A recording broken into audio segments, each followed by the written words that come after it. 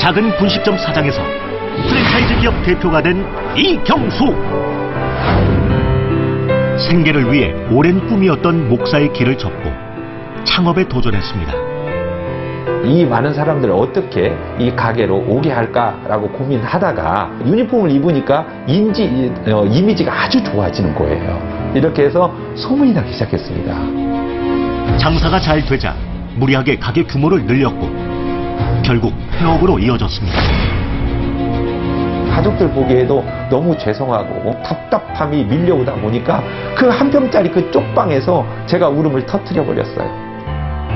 모든 것을 이룬 후 그는 다시 작은 가게에서 시작했습니다.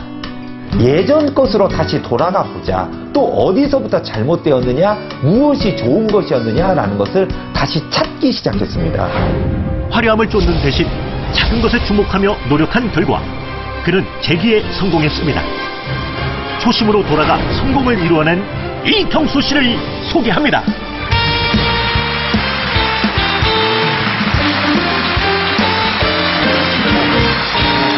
네. 어서 오십시오. 네.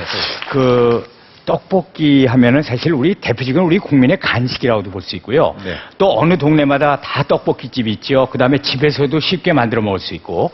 그래서 제가 짧은 생각으로 보면 떡볶이 장사로 그렇게 크게 성공한다는 건 참 어려울 것 같은데 어떻습니까? 제 얘기가 혹시 틀렸나요? 맞습니다. 네. 떡볶이는 참 흔한 음식이고 네. 그것을 가지고 사업에 성공한다는 건 참 어려울 것 같습니다. 그러니까요. 그런데 네. 저희가 그런 기회가 네. 저에게 있었습니다. 아주 작은 비법이거든요. 비법이요. 네. 오늘 그러면 그 비법을 또 얘기를 해주실 거죠? 네, 그렇게 하겠습니다. 자, 오늘 강연 주제가요. 참 중요한 얘기입니다. 초심이 답이다. 정말 초심 중요하다는 건 다 아는데 그게 잘 안 돼요. 그렇죠? 네. 네. 과연 초심이 답이다. 어떤 또 강연일까요? 여러분 청해 주십시오.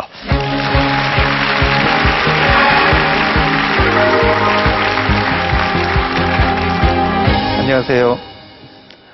이경수입니다. 저는 튀김과 떡볶이를 파는 사람입니다.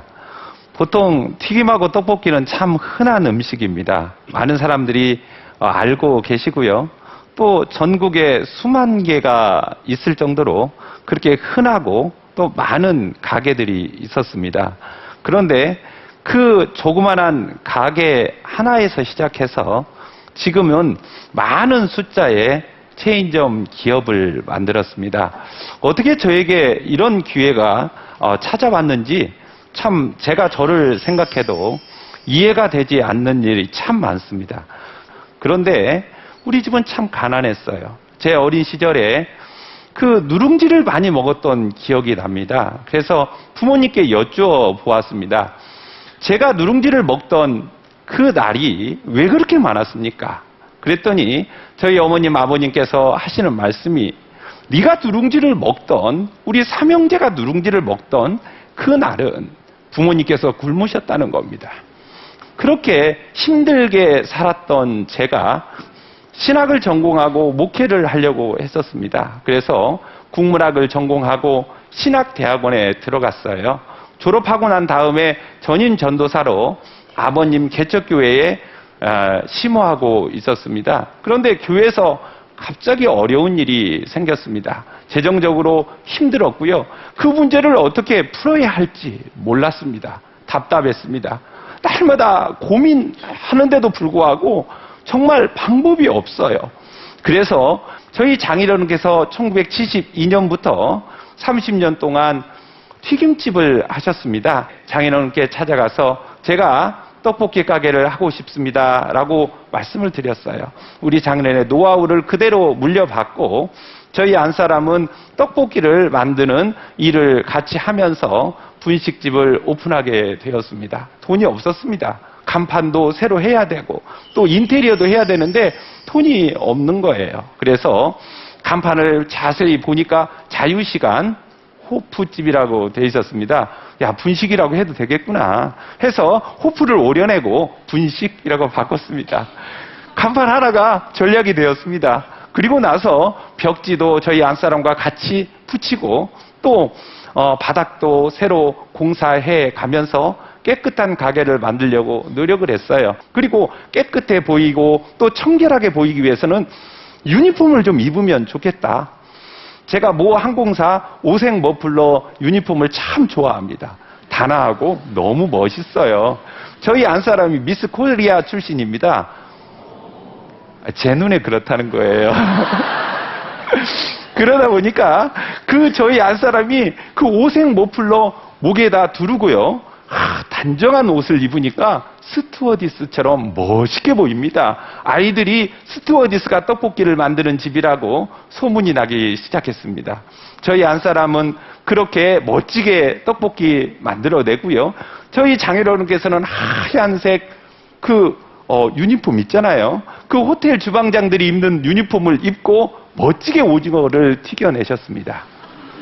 그래서 스튜어디스가 떡볶이를 만들고 주방장 아저씨가 튀김을 만들고 그리고 자기 이름을 외는 그리고 알아주는 그런 가게가 있다라고 부모님께 소개하면서 부모님들이 저희 가게를 오시게 되었습니다.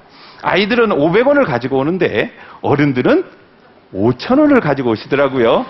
매출이 10배 이상 올라갔습니다. 상상을 초월했습니다.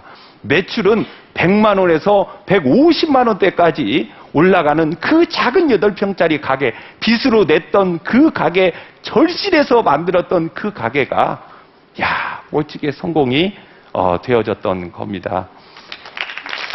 고맙습니다. 고맙습니다. 그런데 거기에 또 좋은 일이 또 생겼어요. 방송에 출연하게 되었습니다. 그런데 그 방송을 보면서 신촌에서 저희 장사를 하시는 저희 고모님께서 전화가 왔습니다. 방송 너무 잘 봤는데 지금 이 가게에다가 떡볶이 가게를 좀 차리면 안 될까라고 하는 제안이셨습니다. 그래서 제가 가보니까요. 너무 자리는 안 좋아요. 게다가 반지하입니다.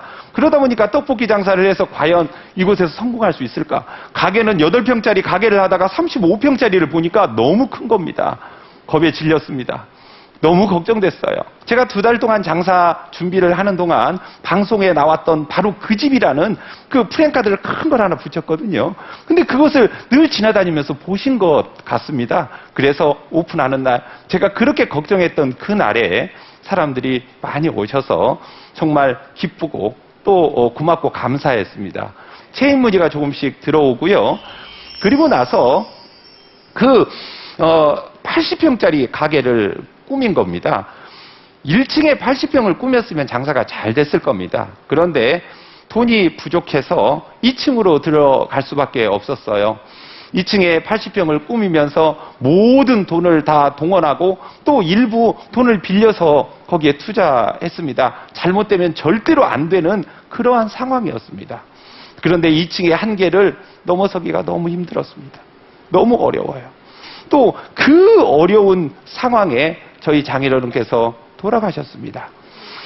제일 힘들 때, 제가 살고 있고 또 사업을 하면서 제일 어려울 때, 제가 살 집이 없어서 주방에 딸려있는 한 평짜리 방에서 살았습니다. 정말 우리 아이들이 학교를 다녀야 되는데 한 평짜리 방에 우리 부부가 누우면 두 아이가 누울 자리가 없었어요. 그래서 2층에서 3층으로 올라가는 계단 밑에다가 스티로폴로 딱 방을 만들어 놓고 거기에서 우리 아이들이 생활하던 시절입니다. 그 모습을 보고 우리 장인어른께서 돌아가셨어요. 지금도 한 맺힌 것처럼 내 가슴이 아픕니다. 내 안사람은 더 아프겠지요. 그리고 난 다음에 우리 아버님 오시고 또 제 동생은 또 직장을 그만두고 저에게 같이 와서 오토바이 배달도 하고, 왜냐하면 장사가 안 되니까 배달까지 했었습니다. 비 오는 날 비바람이 치고요. 또 눈 오는 날 미끄러져서 버스 바퀴 밑으로 들어갈 적도 있었습니다. 그렇게 위험한 일을 하면서 최선을 다해서 이 가게를 일으켜 세우려고 노력했습니다. 그러나 결국에 3년 반 동안 최선을 다했음에도 불구하고 너무 어려웠어요. 매달 월세가 나가고 또 그 월세가 다 보증금으로 없어지고 난 후에 이제 그만 가게를 접어야 하는 때가 다가왔습니다. 저희 동생, 어머니, 아버지 함께 부둥켜 안고 대성통곡을 한 다음에 가게 문을 닫았습니다. 그리고 난 다음에는 진짜 꿈도 없고, 그리고 온통 빚덩어리밖에 없어서 자꾸 빚독촉만 들어오고, 나는 어떻게 이제 다시 일어날 수 있을까라는 그런 걱정과 또 그런 죄송함과 미안함으로 그 다음부터 진짜 바닥까지 떨어진 그런 내 마음을 어떻게 이렇게 세울 수가 없었습니다. 그래서 해답을 찾지 못하고 있을 그쯤에 10월 달에 전화가 들어옵니다. 어떤 분께서 전화하시기를 그릇 가게를 7, 8년 정도 하셨는데 가게 문을 닫으셨다는 거예요. 이제 마지막이라는 겁니다. 떡볶이 가게를 하고 싶다는 거예요. 내가 망했는데 그분도 망했다고 이야기하면서 나에게 살려달라고 이야기합니다. 그리고 그 가게에 가보니까 정말 동네 속에 있는 가게이고 8평밖에 안 됐었고, 그리고 돈도 없으시더라고요. 그래서 페인도 함께 칠하고 또 수도도 연결하고 하수도도 연결하면서 그분하고 그 가게를 몸소 다 만들었습니다. 너무 친해졌어요. 아무튼 최선을 다했습니다. 가게 오픈을 하고 나니까 장사가 너무 잘 되는 겁니다. 60만 원, 70만 원, 80만 원까지 파시는 거예요. 그러면서 그 다음부터 저에게 너무 고맙고 감사하다고 이야기하고 본인들의 아시는 지인들한테 이야기합니다. 이 가게 한번 해보라고요. 그래서 그분이 제기했던 것처럼 그분의 기회로 또 제가 다시 재기할 수 있었습니다.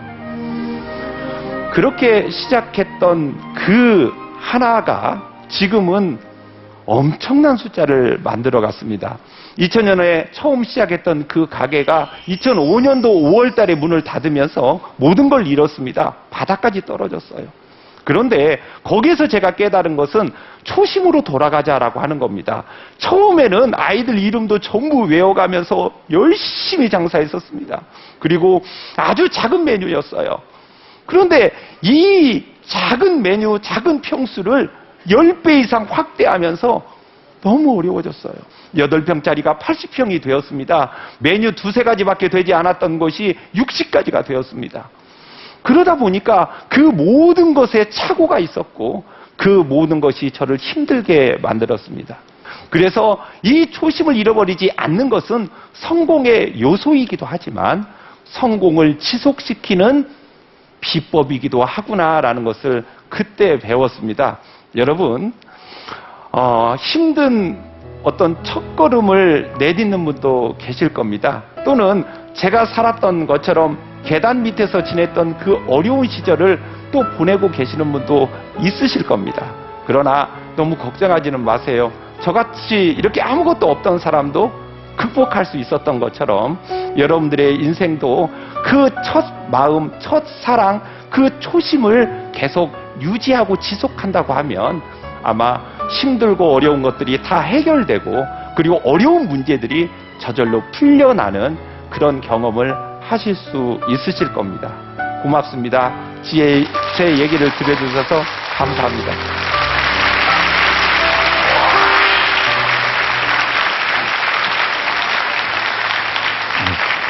잘 들었습니다.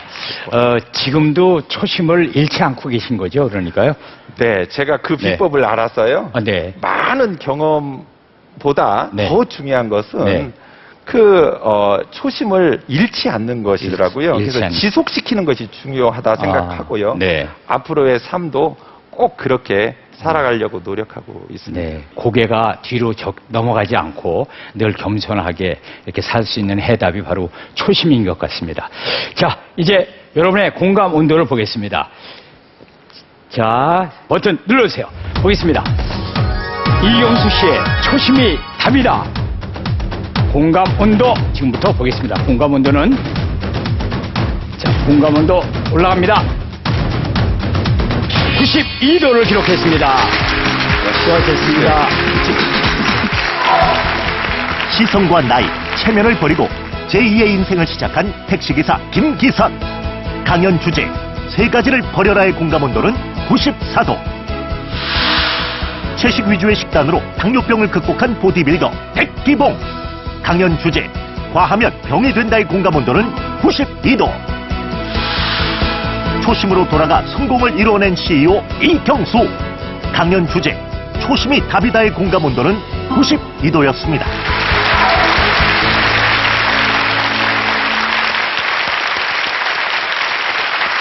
자, 이렇게 세 분의 강연을 다 들었는데요. 이제 한 분 한 분씩 강연하신 그 소감을 한번 좀 들어보겠습니다.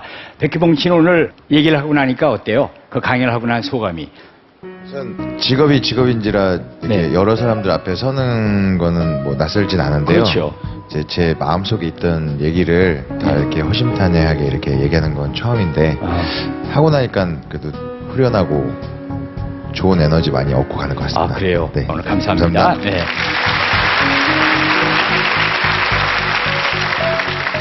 여러분 또 이제 바로 이분은 이렇게 택시에서 이렇게 만나시게 되면은 좀 얘기 좀 많이 나누세요. 정말 참 이 해주실 얘기가 많으실 것 같아요. 김기선 씨 지금 오늘 강연하시니까 지금 기분이 어떠세요?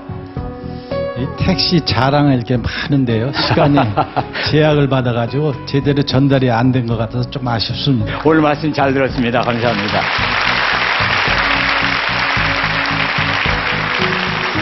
이경수 씨는 어떠셨습니까?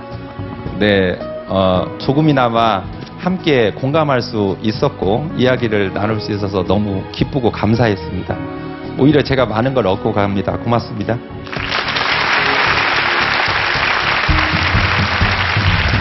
여러분들 오늘 강연 백도씨 좋았습니까? 네, 열심히 이렇게 경청을 하셨습니다. 저희 강연 백도씨를 이제는 스마트폰 어플리케이션과 책으로도 만나실 수가 있습니다. 여러분의 많은 관심을 부탁드리고요. 오늘 강연 백도씨는 여기까지입니다. 여러분 감사합니다.